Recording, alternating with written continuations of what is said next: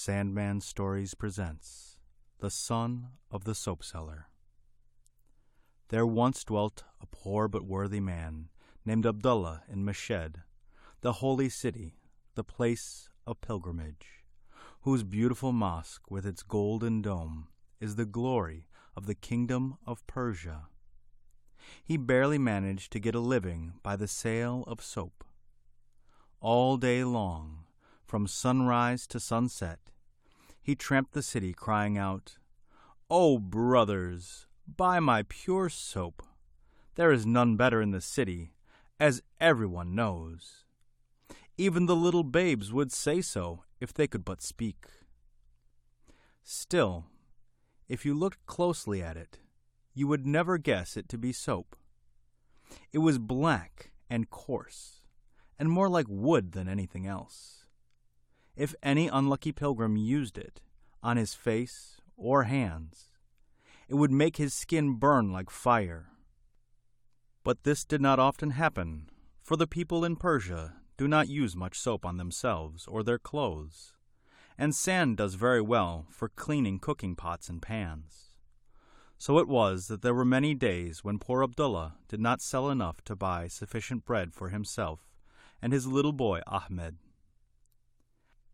At such times, the father would creep sadly into his wretched, mud-built hovel and bury his face in his hands, so that he might not see his son trying to keep back the tears caused by hunger.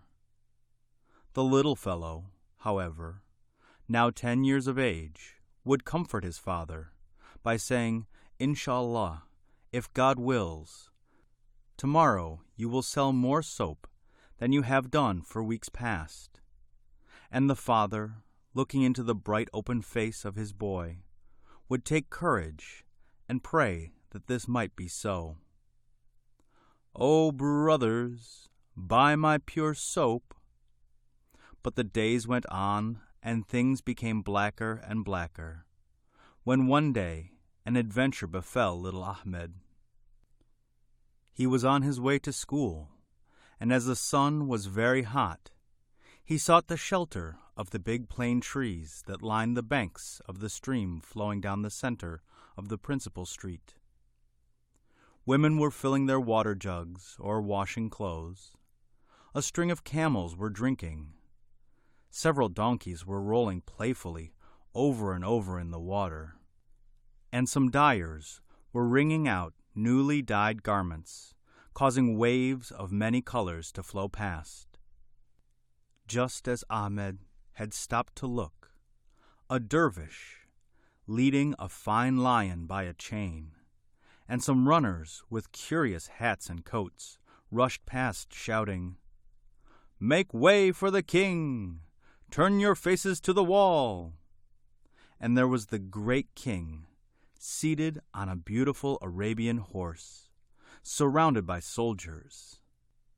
Then there passed a palanquin borne on the backs of 4 mules. The party stopped just opposite to Ahmed, and from the palanquin there alighted a lady closely veiled, evidently wishing to inspect some beautiful Meshed silverwork. Before she could reach the shop, a great tumult arose among the people. The lion had broken his chain and was madly leaping here and there, tearing and rending and dashing people to the ground. Women fainted, men fled. Little children stood still and cried pitifully. Some jumped into the stream. The frightened horses dashed madly through the crowd. All was terror and confusion. Then, with a roar, the lion sprang upon the princess and bore her to the ground. But ere he could tear her to pieces, Ahmed sprang forward, seized a piece of iron, one end of which was red hot, from the shop of a blacksmith, and thrust it furiously into the face of the lion. With a cry of pain and rage, the lion left the princess and bounded off to the bazaars, where he did great damage. As soon as the princess had recovered from her fright, she beckoned to Ahmed to come near, and removing her veil, told him he was a brave little fellow, and ordered one of her servants to give him a purse of gold. Ahmed had never seen anyone so beautiful, and was so lost in wonder that before he could find words of thanks, the party had passed on. But when the money was spent, Ahmed and his father began to be in want again. A Jewish peddler having told him how much better trade was in the capital, they determined to set forth to that city, though the way was long and full of danger. Better to die in the desert than in the heart of a great city, said Ahmed. So they set forth on their journey, sometimes climbing up winding paths among the mountains, at other times traversing the desert, footsore and weary almost to death, often hungry and thirsty, tormented by the thought that they would fall into the hands of the man-stealing robbers who haunted this great pilgrim road. On account of the intense heat and the cruel robbers, they traveled by night. In every shadow cast by the moon upon the ground, they thought they saw a robber on his big horse. During the day, they slept at wayside inns, and in return for little services rendered by Ahmed to the muleteers, they would give him a handful of rice or bread, or a few dried fruits, which kept them from starvation. So it went on until one night, when searching for the bridge that crosses the Salt River, the sky became suddenly overcast. The rain fell in torrents, and soon the river was in flood. There was nothing to be done but to sit down and wait until the moon should rise. The fierce wind buffeted them. The rain drenched them. They had lost their way and were at the mercy of wild beasts. Once, when the wind dropped for a little, out of the darkness came a groan. "Keep still as death, my son," said the father to Ahmed, "for it is the old man of the desert." Now Ahmed had never before heard of the old man of the desert, and therefore knew no fear. So despite his father's warning, he got up and went in the direction from whence came the groans. As he reached the spot, the moon came out from behind a bank of clouds, and Ahmed saw a poor dervish lying on the sand. He had a leopard skin thrown over his shoulders. By his side lay a big stick studded with sharp nails, and a basin made of the outer skin of a pumpkin, in which he collected alms. "For the sake of the Prophet," he moaned when he saw Ahmed, "give me a drink of water." And Ahmed, filling his pitcher from the river, gave him to drink, though the water was somewhat salty. The water revived the dervish, and he said, "I am Ali, the dervish, and am known throughout Persia. 2 months ago, I left Mazandaran to go to Meshed, but yesterday the fever seized me. This is the 3rd attack, and, as you know, it is always fatal.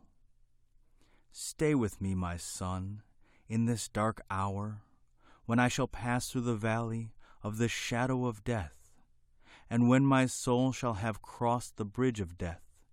Take this little leather bag hanging round my neck, and therein you shall find a tiny cup, cut from a crystal, which, if used rightly, shall lift thee to great power and wealth. Each morning when you rise, place a drop of pure water in the cup, and look intently therein, and should any danger threaten you or those near and dear to you, it will be made manifest. And if—" But here his strength failed him. His head fell back, and he passed away. Ahmed found the bag and the beautifully cut crystal, just as the dervish had said, and returning to his father, told him all that had happened. Ahmed did as the dervish had directed him for several mornings, but seeing nothing in the crystal, he dropped the practice. There came a day, however, when they were overtaken by a dreadful dust storm. From across the wide stretch of sand, the wind raged. The sky and sun were blotted out. The air was laden with dust, and the small pebbles and stones carried in the wind cut them until they cried with pain. Shelter there was none. In fear and in pain they ran here and there, and when after several hours of misery the storm had passed, they could not see each other. They were lost in the cruel desert, with no food and, worse still, no water. Sobbing with despair, Ahmed straggled on. He went like one in a dream. Time after time he fell, tripping over rocks and bushes, but he pressed onward. Then came a time when he could go no further, and he lay down to die. For a long time he slept, and then he was awakened by being shaken. Looking up, he saw an old man smiling and saying, "Why, it's little Ahmed, the son of Abdullah the soap seller. Don't you know me, Ahmed? I'm your uncle. Don't cry because you have lost your way. Come, take my hand, and we will soon find your father." Now Ahmed wondered why he had never seen or heard his father speak of this particular uncle. But he took the old man's hand, and together they set forth. Mile after mile they went, but no trace of his father could be found. Then he sat down crying and said, "I am so tired. I can go no further." And the old man replied, "Sleep, my son, while I keep watch." But just as Ahmed was closing his eyes, the old man turned, and Ahmed saw he had thin legs like those of a sheep. "The ghoul! The ghoul!" he shrieked, and fainted. Then this wicked ogre of the desert began to open Ahmed's coat in order to suck his blood. But another cry answered that of the boy, and then appeared on the scene a beautiful young woman, carrying in her harem a necklace of gold and silver beads.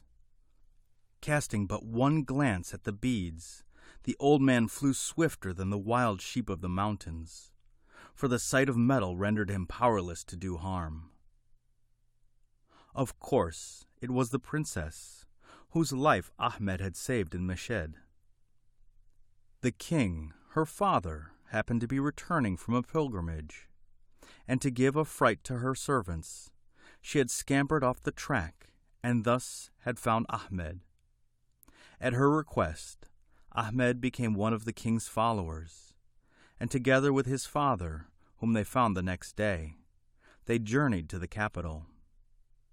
Some 3 days' march from the capital, in the mountains near Kazvin, there lived an old man of the mountains, or, as he is generally known, the king of the assassins, with his followers. So great was his power that he had but to say the word, and any of his men would throw themselves from the topmost crags to the valleys beneath, and be dashed to pieces.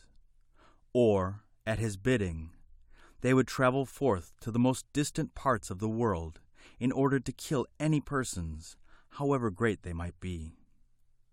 When he heard that the king of Persia was collecting an army to destroy both him and his tribe, he became very angry, and said to one of his followers, "Go, rid me of the king of Persia." And the mart took bread and water and a sharp dagger and went. Now, after his narrow escape from the old man of the desert, Ahmed took pains every morning to place a drop of water in the crystal cup and look therein. Nothing appeared until one morning he saw in the bead of water a vision of the king asleep, and standing by him a robber with an uplifted dagger about to strike. Hurrying to the king's presence, he warned him of the danger, but the king only laughed, for he trusted his guards. Nevertheless, Ahmed determined to keep watch. Darkness came, and the guards slept. The palace was silent.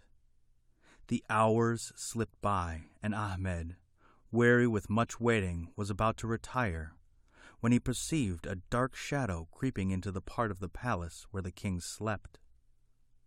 The figure noiselessly made its way to the very threshold of the king's room, when Ahmed sprang upon it, at the same time giving the alarm. The whole palace was aroused, and the murderer secured. When the messenger did not return, the old man of the mountains sent a second, and then a third, and finally the most daring and skillful of all of his followers. But thanks to Ahmed's crystal cup, all attempts upon the life of the king failed. Then the king sent for Ahmed and said, "Ask for anything in reason, and it shall be given to thee." And though he was trembling in every limb, Ahmed replied, "Neither wealth nor power does thy slave desire, save the hand of thy daughter." "If she loves you, it shall be so," replied the king. And she did love him, and they were married, and Ahmed became the king's prime minister. The End.